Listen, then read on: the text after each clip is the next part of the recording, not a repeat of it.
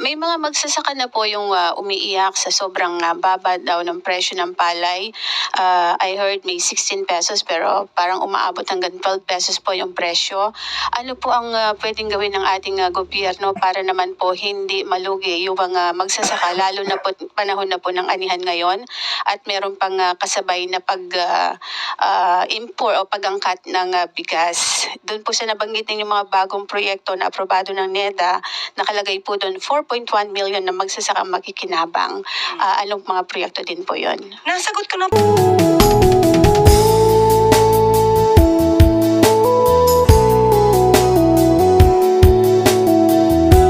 Bilang tugon sa panawagan ng DOTR, pansamantalang ipatutupad ang libreng toll sa northbound lane mula Balintawak hanggang May Kawayan simula alas 12 ng tanghali ngayong araw. Mananatiling libre hanggang maibalik sa normal ang daloy ng trapiko sa naturang bahagi ng expressway. At ito po ang mga good news sa araw na ito. Maaari na po tayong tumanggap ng katanungan mula sa inyo. Unang tanong mula kay Glisel Pardilla, PTV. Good morning po, Yusek. Yusek, among the approved projects is Panahon ng Pagkilos, which allows communities to choose micro projects for disaster response like water and energy systems. Why is this important? Definitely, it's very important as of today, especially that we are about to face this kind of water crisis, water supply crisis. So we have to move faster. We have to move very systematically so that we can answer all the issues, all the would-be problems in the coming months or days. Next question, Alvin Baltasar, Radyo Pilipinas. Yusek, good morning po. Yes po. Yusek, doon sa 224 current PPP projects, lahat ba ito kayang matapos bago matapos yung term ni Pangulong Marcos sa 2020? Pinipilit po, actually po, may mga projects po na 2025, 2026 ay maaari pong matapos. May mga pagkakataon lang po kasi na may mga external factors.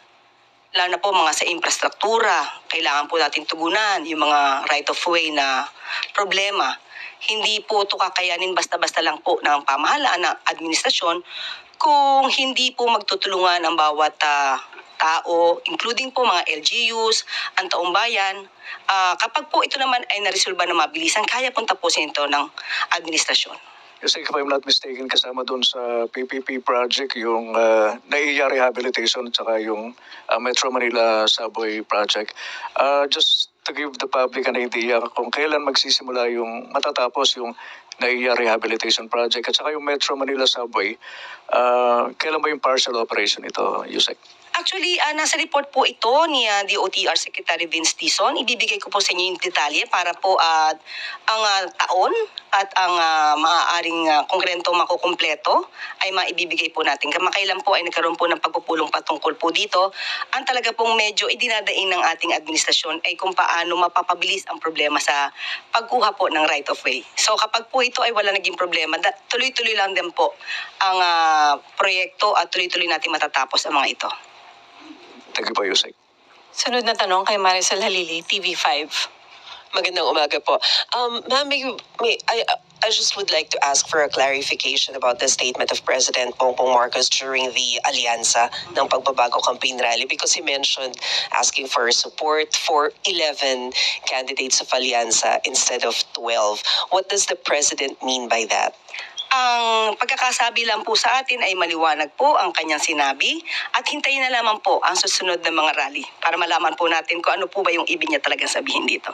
Pero meron po ba siyang nabanggit kung ano yung plano ni Presidente kay Senator Amy Marcos after what happened during the Senate hearing? Wala po. So mas maganda po siguro nating malaman ang detalye nito dito po kay Congressman Toby Chanco.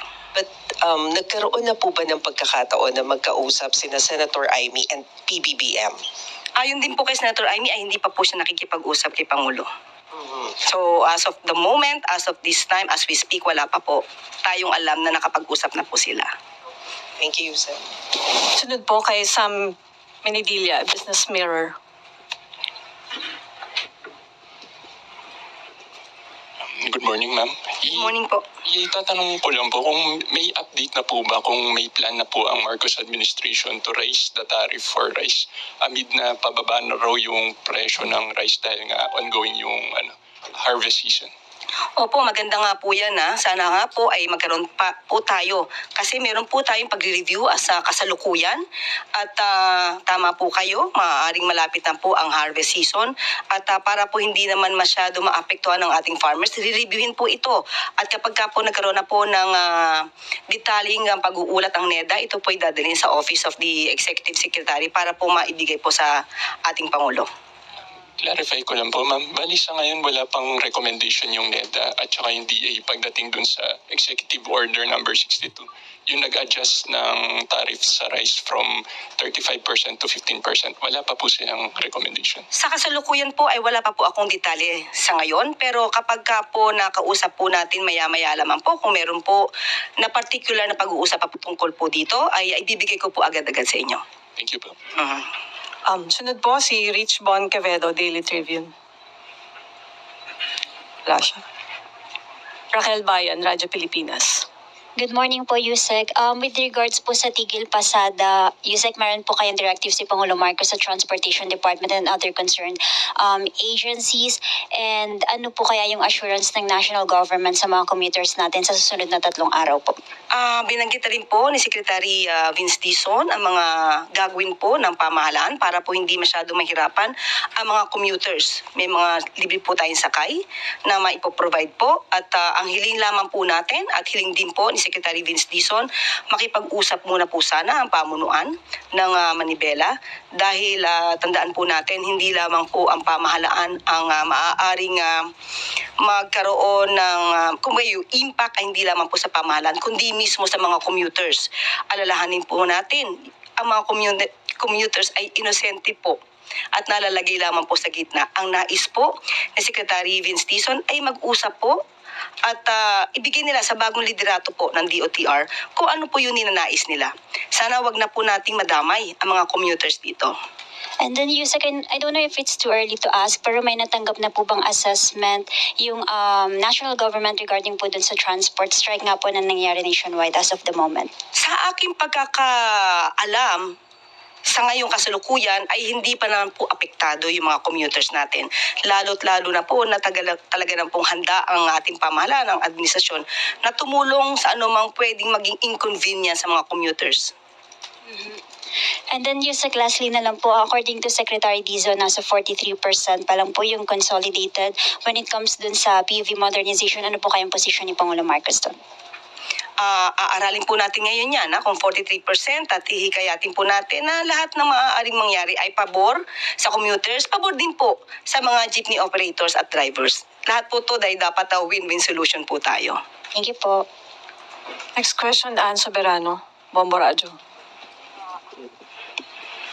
Yusek, good morning. Just want to ask kasi may mga kumakalat po ngayon sa social media post at it says Duterte gave the Marcoses dignity to come back while PBBM gave him a death sentence in a foreign land. Reaction po dito ng palasyo, ma'am? O kung may reaction din po si Pangulo dito? Ang nagpabalik po kay Pangulong Marcos ay ang taong bayan po. Hindi po iisang tao. Pinakita po ni dating Pangulo ni Pangulong Marcos kung ano ang kakayanan niya. Kung inyo pong matatandaan, hindi po ba mismo ang dating Pangulong Duterte ang hindi naniniwala kay Pangulong Marcos? He even said that PBBM is a weak leader. Papaano niya masasabi na inangat niya ang dignidad ni Pangulong Marcos kung siya mismo dati ang nagbababa rito? On the other issue, ma'am, nakatakdang bumisita si US Defense Secretary Pete Hegseth dito sa Pilipinas. May scheduled meeting po ba siya with PBBM at possible po bang matalakay ang issue sa West Philippine Sea considering patuloy po yung pagiging agresibo ng China? At kung ang pakay kasi ni Secretary Hegseth ay para palakasin po ang regional security. Confirm po ang pagbisita po ni US Defense Secretary Hegseth. Pero po ang mga detalye po niyan ay ang magbibigay lamang po ay ang DFA at ang DND po. So wala silang meeting with President, ma'am. Ang detalye po ay sila po mismo ang magbibigay at ibibigay po namin sa inyo pagka po nagkaroon na po ng meeting. Thank you, ma'am. Let Narciso, DZRH. Good morning, Yusek. Sabi po ni Senator Robin Padilla sa kanyang Facebook Live, hinihigpitan na ng mga otoridad sa bansang The Netherlands ang mga supporter ni dating Pangulong Duterte. May mensahe po ba o apela ang Malacanang sa mga Pilipino doon? Unang-una po, hindi lang po sa mga kababayan natin sa ibang bansa, kundi dito na rin po, na manatili po tayo na kalmado. Hinahayaan lang po natin na umandar ang batas at ang hustisya. Kung meron man pong paghihigpit na nagaganap sa bansang Netherlands ay hindi na po ito natin sakop. Ito po ay pinapatupad lamang po siguro ng bansang Netherlands ang kanilang batas doon. Sunod na tanong kay Rizal Insigne, IBC. Microphone.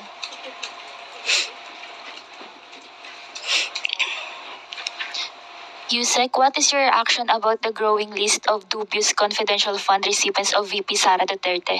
House Deputy Majority Leader Paulo Ortega cited more names like Amoy Leo, Fernan Amoy, and Jody Asim, and they even call it Team Amoy Asim po. Yes, we believe that VP Sara has the obligation to tell something about this, to tell something about these discoveries. Marami na po ang naglilipa na patungkol sa mga peking resibo na di umano na issue po ng opisina po ni VP Sara. So, mas mabuti po, sinasabi naman po niya na dapat po tayo ay may transparency. Mas maganda po na mauna po siya na ipaliwanag ito. Sunod na tanong, Marical Sargan, Brigada FM. Good morning po, Yusek. Sa pagtitipon din po sa The Netherlands, nabanggit po ni VP Sara sa kanyang speech, as I quote, sabi ko yung kagustuhan mo na umuwi, yan din yung katapusan ng buhay mo, magiging Ninoy Aquino Jr. ka. Any reaction po from the palace? Inahahalintulad ba ni VP Sara ang kanyang ama? Kaya sa yumaong Ninoy Aquino? Parang hindi po natin nadinig noon na inahilintulad ni dating Pangulong Duterte ang sarili niya kay Ninoy, kung hindi kay Hitler.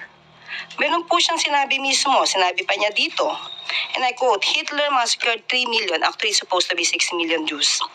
Now there is 3 million, what is it? 3 million drug addicts in the Philippines. There are. I'd be happy to slaughter them. At least if Germany had Hitler, the Philippines would have me. So napakalayo pong ipakumpara ang sarili o ikumpara ang dating Pangulong Duterte kay Ninoy Aquino na hindi nagkaroon ng anumang record ng mass murder or crimes against humanity. Mas ninais po ni dating Pangulong Duterte na ikumpara ang sarili niya kay Hitler. May tanong po ulit si Alvin Baltasar, Radyo Pilipinas. Yusek, doon lang sa asylum application ni Attorney Harry Roque, ano ba talaga nakikitang motive dito ng Palasyo? Do you see this as a tactic of Attorney Roque para makiiwas doon sa mga criminal proceedings as what was stated in a petition filed by a doon sa abroad, ma'am anong tactic ang nakikita niyo rito? Kahit hindi pa naman po siya nag-a-apply ng asylum sa Netherlands, alam naman natin na siya ay hindi na nagpakita sa anumang Quadcom hearing. Siya ay umalis sa Pilipinas at hindi na bumalik. So ano ba ang ibig sabihin nito? Taktika ito para hindi na siya muling matanong pa sa kanyang mga isinawalat sa Quadcom hearing patungkol sa kanyang mga transaksyon.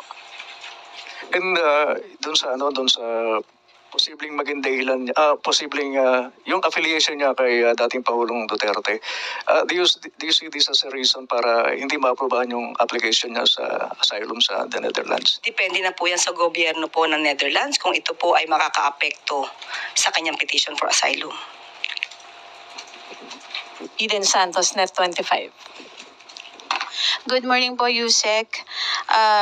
May mga magsasaka na po yung umiiyak sa sobrang baba daw ng presyo ng palay.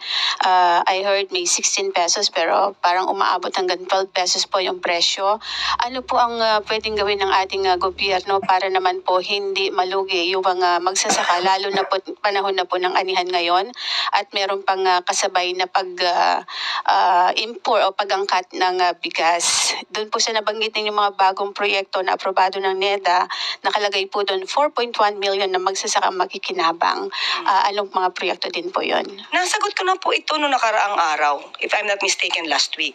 Sinabi po natin yung mga magsasaka po na nagbibigay ng kanilang sentimiento dahil mababa ang pagkakabili ng kanilang bigas. At sabi nga po natin, ayon kay Secretary Kiko Laurel, ito po ay may kinalaman din po ang mga traders. So, ang ating pong in-advise na nakaraang linggo po ay pumunta po ang mga farmers sa mga local government units concerned at doon po ay maaaring tumulong ang lokal na pamahalaan para madala ang kanilang mabigas sa NFA stores.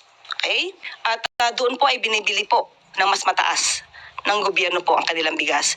At sinabi po natin noon pa na nagsasagawa na po, no? Nandun na po tayo sa procuring the trucks po para po makatulong po ito sa mga farmers na wala pong kakayanan na magdala ng kanilang palay diretso po sa NFA stores.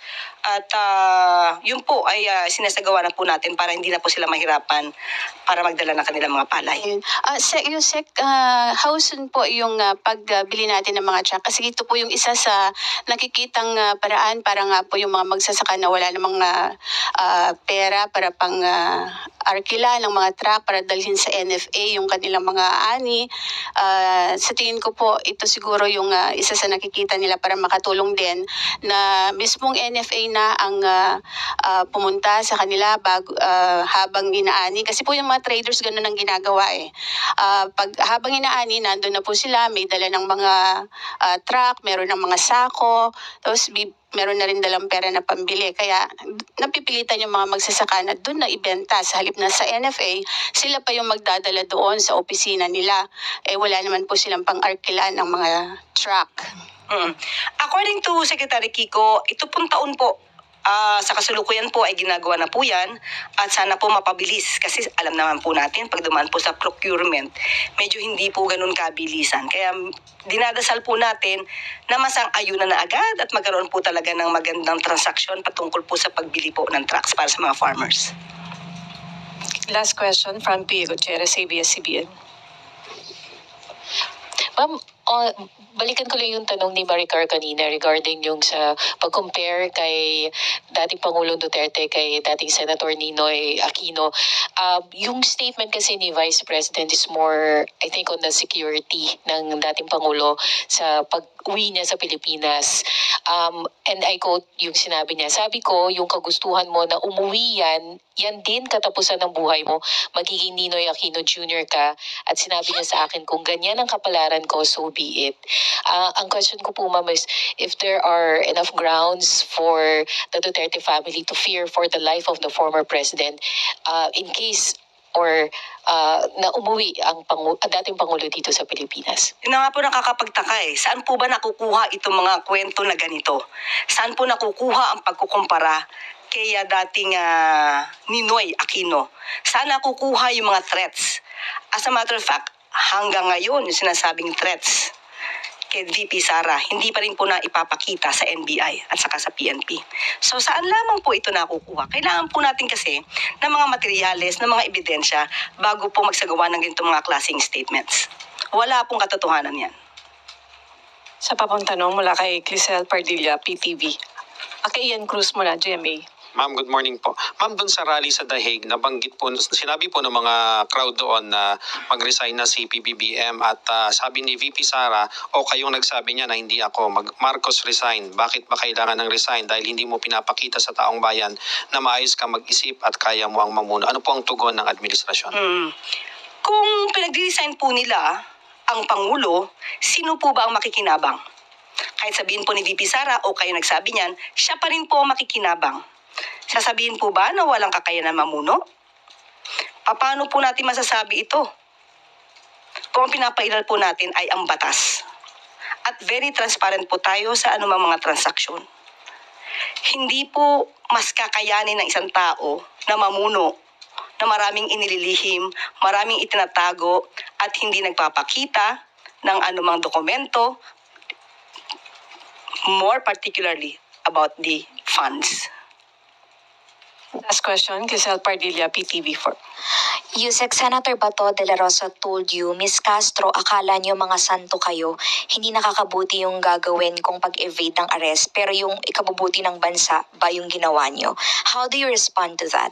Hindi, I know, we are not saints. Lahat tayo hindi santo. Isa pa lang ang nagiging santo sa Pilipinas, si St. Lorenzo Ruiz. Dalawa. Sino pa iba yung isa? Kalunsod. Yeah. Okay, St. Kalunsod. Okay, dalawa na. Hindi pa po tayo napapasama doon. And we know that. Mukhang malayo po mangyari yun.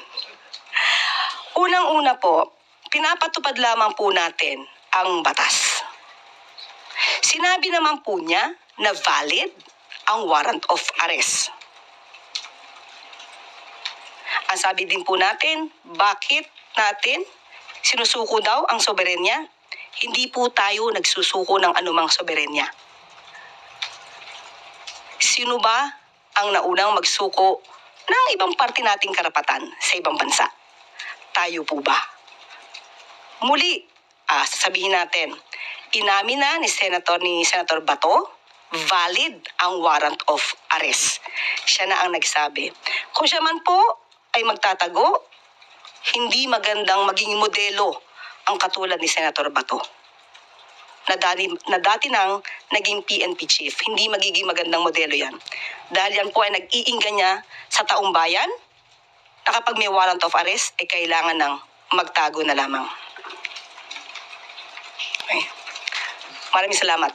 At dito na po nagtatapos ang ating briefing. Maraming salamat Malacanang Press Corps at magandang umaga. Bagong Pilipinas.